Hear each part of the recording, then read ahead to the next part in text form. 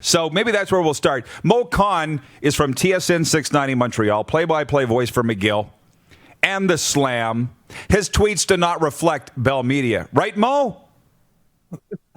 They don't reflect Bell Media, Rod. How you been, pal? I'm good. Thanks for coming on, man. I appreciate this. You ready to talk some sports today?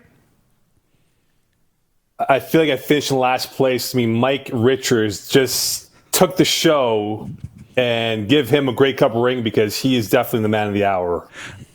What did you enjoy of the Mike Richards interview, by the way? He just had to lay the boots to Edmonton like old times. Oh, my God, that was funny.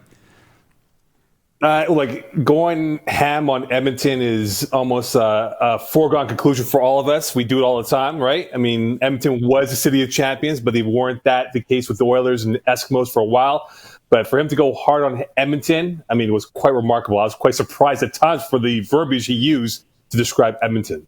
Hey, you know, it's funny, by the way. You are you a Montreal born and bred Montrealer? I am Quebec born and raised, Montreal raised kid. Been here my entire life. I've been out west of Vancouver, but I've never been to Edmonton, though. That's your question. Well, no. My question is this. It might have been you. Somebody tweeted this morning, a distinct Montreal flair to the RP show today with Wally, yourself, and John Liu. And I just wonder, because we don't think of Wally with Montreal, but you're living there. Like, does he come up? People talk about Wally still around the Alouettes and in the football community there? Is his imprint as large as Absolutely, it seems? Because for sure, Rod. I mean, when you look at what he did in the Montreal area, he still has roots in St. Leonard, as he mentioned before with you in hour number one.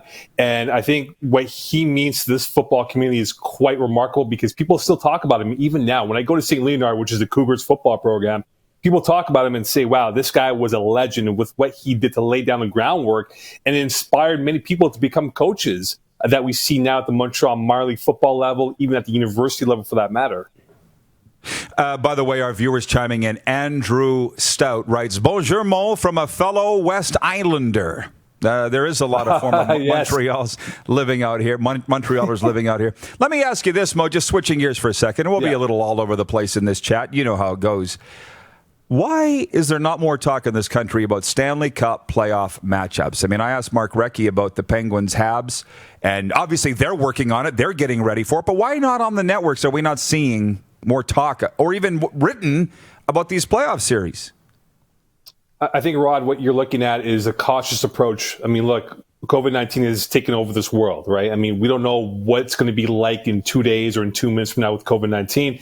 And I think with the Habs talk in particular in Montreal, where it's very pessimistic, covering this team on a weekly basis, going to practices and whatnot, there is a fan base that is very pessimistic about this team's chances. But let's not forget, they have Carey Price and Nets. And if this does go through where they play a best of 5 against Pittsburgh, I mean, look, all you need is 3 wins. And Carey Price can get you those 3 wins. And then I think that will pretty much peeve off the Hab fan base because the reality was, Rod, this fan base wanted a top 5 pick. They wanted to get Alexis Lafreniere, the local kid, to be the next superstar, the local kid product playing for the Montreal Canadiens. That will not happen now. So you have a fan base that's damn if you do, damn if you don't. And right now, they're not very happy with them going to the playoffs in this context of this new summer Stanley Cup playoffs. Fair, but I see you're kind of saying there's been no real previews out there because we don't even know if they're going to play. Is that what I'm getting from you? Yeah, I mean, on our airways, we're talking like in Montreal, it is Habs, nothing else, right? If you go to Sask, it's Green Riders, nothing else, right? In this city, we could talk about, hey, Carey Price had a bad haircut, and that can go on for like 3 weeks in the summertime, right? So in the city of Montreal, and look, this is a frustrated, upset, fed-up fan base with the direction of this team's way of doing things with Marc Bergevin, who's not done well as a GM for this franchise, and the fact that Jeff Molson, who had his webcam review with the media here about 2 weeks ago, didn't come off as well. And now fans in Montreal are demanding to see instant results here because the reality is, Rod, this core that they have, the Gallaghers, the Tatars, the Webbers, the whole nine here, a lot of these guys will be UFAs after next summer. So this is going to be the last kick of the can for this fan base to see this core group to go at it. But the reality is this fan base does not see any future hope for this team to make a deep run, whether it's now or next spring. By the way, Colin checking in from Ottawa, one of our viewers, he says, don't worry, we'll take good care of Lafreniere here in Ottawa. LOL. I hope, I guess, from a Canadian sake that he goes to Ottawa, but I do think he's going to Detroit. They could very much use him there.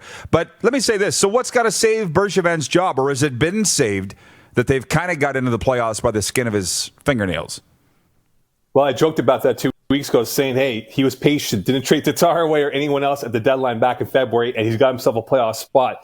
But the reality is, if Marc Bergevin and Jeff Molson are very tight, and this is a franchise that wants to see change. I mean, in the 8 years, I listed this on Twitter last week. In the 8 years that Marc Bergevin has become GM of this franchise, in the North or the Atlantic Division or the Metropolitan Division, I beg your pardon, all those teams have changed their GMs at least twice during that time with Marc Bergevin as the GM as the Montreal Canadiens. So, I mean, look, there's been change everywhere else but here in Montreal because Jeff Molson believes in Marc Bergevin's view of what he thinks this team will be. They have a boatload of draft picks coming up in this year's draft, whether it's going to be in October or November, who knows when. And the farm now is looking much more hopeful because we have guys who are now being developed at the Laval and CHL level that they think will now become superstars, whether it's in 3 or 4 years' time from now. And Marc Bergevin has preached patience for this fan base, but right now this fan base cannot go any longer with what has been his watch and what he's done or has not done for this franchise for the last 8 years.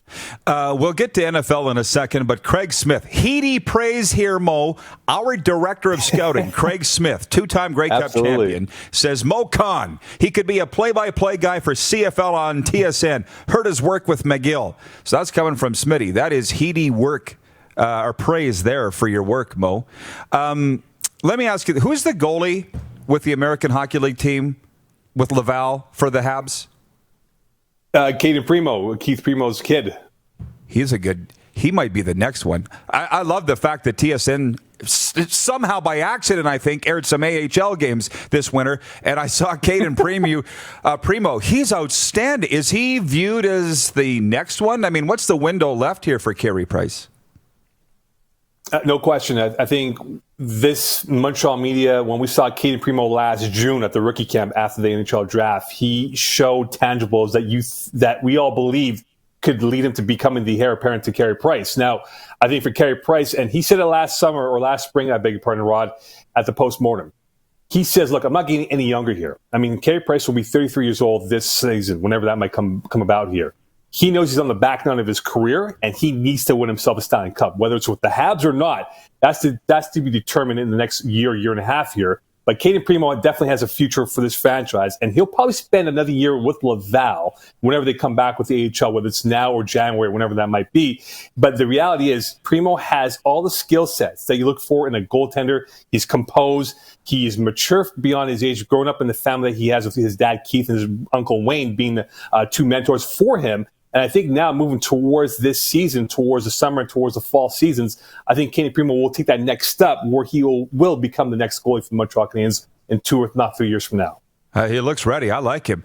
Mo, our comments are going off. People love you out here in Western Canada. What's the deal? You engage with them on Twitter or what? They all say they listen to you regularly. This is something, man. I'm blushing, man. I'm blushing. Look, I love Sask, right? I have a lot of friends out in Sask. I have a lot of friends in Vancouver, a lot of friends in Alberta, more in Calgary than Edmonton, to be honest with you, Rod. But I'm very honored to know that there's a fan base of mine past Manitoba going towards your part of the woods. Big time. And let me just wind it. Well, 2 things, I guess. I can't let you get off the air without talking about the state of the CFL. What's the take in Montreal about playing in 2020? And if not, how it emerges and when?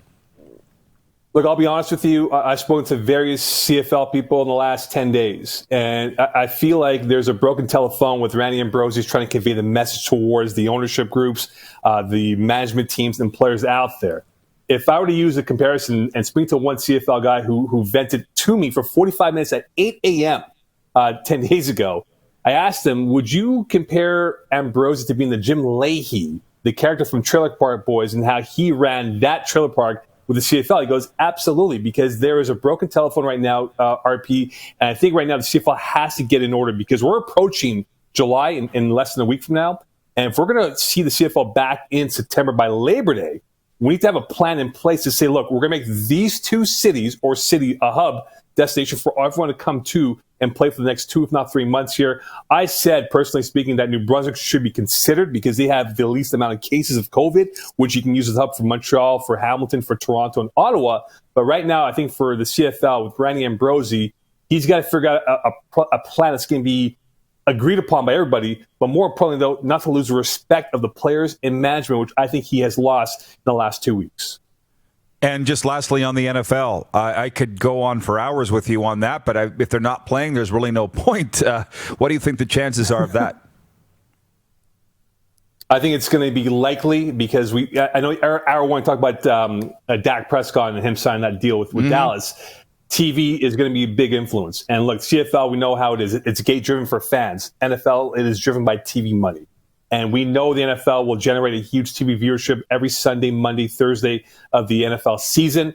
And I believe that we will see NFL at some point. Whether they start in September, I think that's a little up in the air. But I think the likely case, if the NFL were to start on time, would be, hey, we're going to go systems go with or without fans. But I think the realistic approach for the NFL is, look, maybe go in October, let this continue to develop here in August and September, and come back strong by October, which I think will be a more likely scenario for them if that's what they want to approach. You're obviously following it very closely, as am I. I read an article this morning that the key is testing. They have the money to do it. The CFL does not, unfortunately. And it's a little case of, with the players, they might have to police themselves. You test positive, you're not getting in the building, you're not playing, you're not making your millions of dollars, right? So it's going to be on the players to, I mean, obviously they're going to have to take pledges as it is, but if the onus will be on them to stay healthy, they're not going to play. They want to play, Mo. So flipping it back on the players, look, they do. Yeah. No, they do, Rod. And the reality is that for the players, look, they get 17 game checks during the regular season, nothing else after that, right? They know, and guys who are high earners, and look, we look at that CBA that they signed back in March, a lot of high earners weren't happy with the way it was structured for them and for the middle and lower tier to benefit more than where they will be.